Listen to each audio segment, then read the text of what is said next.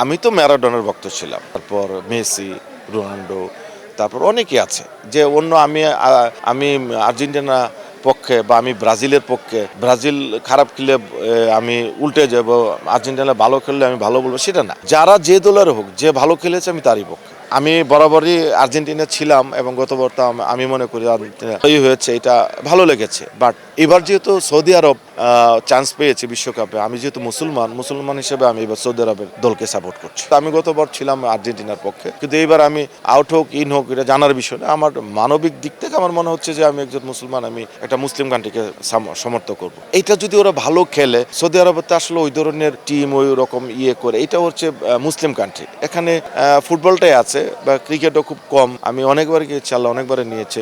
ওরা যে এসছে বা অ্যাটেন্ড করেছে, এটা বিশাল পাওয়া। জয়ী হওয়াটা বিশাল পাওয়া না। মুসলিম একটা কান্ট্রি বিশ্বকাপে খেলছে, এসে বড় পাওয়ার কি আছে?